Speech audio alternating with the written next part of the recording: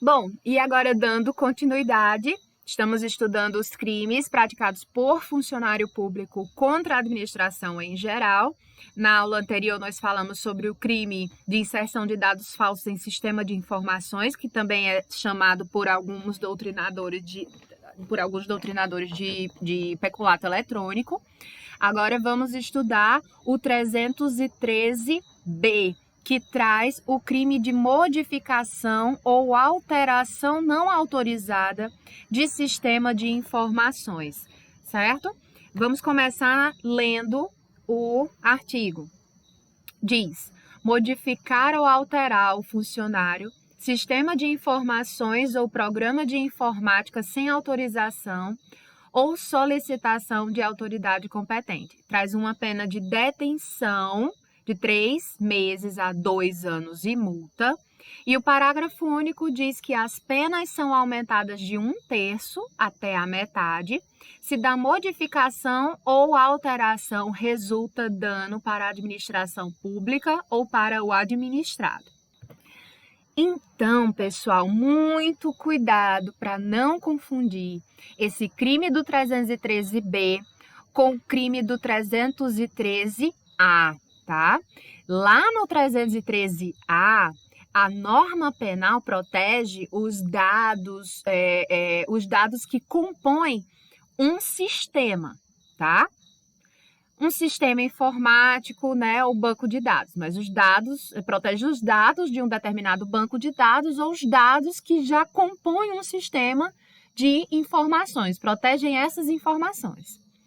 Agora, no 313-B, a norma busca tutelar, né, proteger o próprio sistema de informações em si, ou o próprio programa de informática que é utilizado pela administração pública, tá? Então, esse programa ele não pode ser modificado ou alterado sem autorização ou sem que tenha sido solicitado pela autoridade competente, certo? Então, nem o sistema de informações e nem o próprio programa de informática podem ser modificados ou alterados sem autorização ou solicitação de quem compete. E aí, aqui, outra diferença é que o sujeito ativo é o funcionário público. E aí, não o funcionário público autorizado apenas, tá? Não apenas o funcionário público autorizado. Aqui o sujeito ativo vou colocar aqui o marca-texto, é o funcionário público, qualquer funcionário público, independentemente do cargo que ocupa, tá? Cuidado, diferente do 313-A, só o funcionário público autorizado poderia ser sujeito ativo. Aqui não. Qualquer funcionário público, seja ele um funcionário público típico, seja um funcionário público por equiparação, e independentemente do cargo que ocupa, né? Aqui não limita, o legislador não limita a incriminação ao servidor que seja autorizado para atuar em sistemas de informática, tá? Então, qualquer um, seja ele autorizado, seja o não autorizado, qualquer um, independentemente, inclusive, do cargo que ocupa, certo? E caso o funcionário público, né, como vocês já sabem, ele ocupe um cargo em comissão ou alguma função de direção de assessoramento, aí vai incidir aquela majorante de 1/3 prevista no parágrafo 2º do artigo 327, né? E aqui também é possível a participação do particular, desde que esse particular, na ocasião dos fatos, tenha conhecimento dessa condição ostentada pelo funcionário autor, né? Saiba que ali é um funcionário público, saiba que ele está se valendo dessa facilidade que o cargo está lhe trazendo. O sujeito passivo também é o Estado, né? Como todos os demais nós já estudamos, especificamente a administração pública, tá? E nós temos aqui também a possibilidade como nos outros também, nós temos o administrado como possível vítima ele pode também ser prejudicado com essa alteração ou essa modificação criminosa, né? Então, a administração pública é vítima primária, né, imediata do delito, e nós temos o administrado como vítima mediata do delito. Isso também já foi conversado com vocês em aulas anteriores acerca de todos esses crimes praticados por funcionário público contra a administração pública. E aqui observem que esse tipo penal prevê duas condutas para a prática desse crime, né? Duas condutas aqui, ó, dois verbos: modificar ou alterar. Modificar o próprio sistema, né, dando uma nova forma para esse sistema. E a segunda é alterar, conturbar a forma original, alterar essa forma original, tá? No 313A, a gente, o legislador pune, a gente vê que a punição é para a conduta de quem insere ou facilita a inserção de dados falsos, né? Ou alteração ou exclusão indevida de dados corretos nos sistemas informatizados ou bancos de dados da administração pública. E aqui, como eu já falei, o que se proíbe é a ação física de modificar ou alterar o próprio sistema ou programa de informática em si. Lá no 313A, o agente não ingressa no sistema operacional, né? Ele não ingressa no software. Ele apenas falsifica os arquivos daquele programa, tá? Agora, aqui no 313B, o funcionário público, ele altera a própria programação, tá? Ele vai modificar o meio, o modo de geração, de criação de arquivos, de dados, por exemplo, certo? Lá nós já conversamos que é uma figura que se aproxima muito da falsidade ideológica, tá?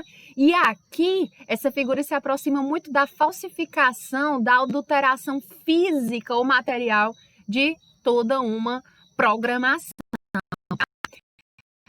É um crime que só é praticado a título de dolo, tá? O dolo, sendo a vontade livre e consciente de praticar os núcleos do tipo penal, sem autorização ou solicitação da autoridade competente. Aqui, diferentemente do 313A, não é exigido a finalidade específica, né? Não é exigida qualquer finalidade específica do agente, tá? É irrelevante também a obtenção do resultado esperado por ele, tá? E aqui nós não temos também a modalidade culposa.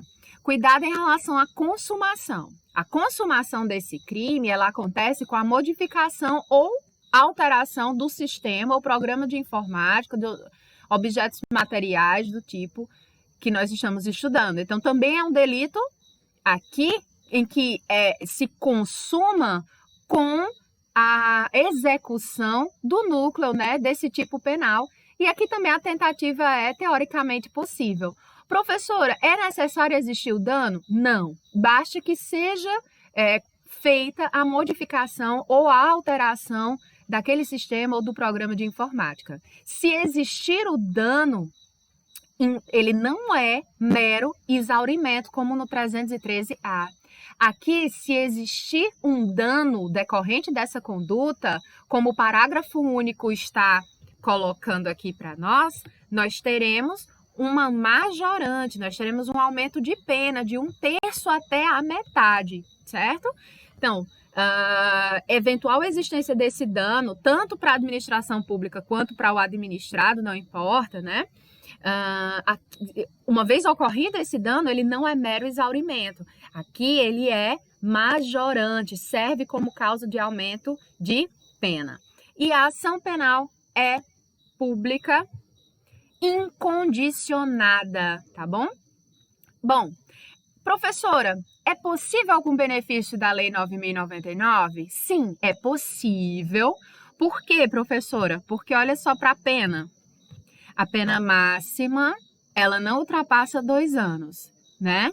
Não ultrapassando 2 anos, é considerado o quê? Uma infração de menor potencial ofensivo. Então, vai seguir o rito aqui da 9.099/95, desde que não incidente nenhuma majorante, né? Porque se incidir essa majorante do parágrafo único do próprio 313b ou a majorante do 327, parágrafo 2º, né? No caso de ter ocupar um cargo um cargo em comissão ou de direção ou assessoramento, aí a pena máxima com certeza extrapolará os 2 anos, a possibilidade, né, da pena máxima, ela extrapola os 2 anos, então nós não teremos uma infração de menor potencial ofensivo e aí não serão mais possíveis os benefícios da 9.099/95.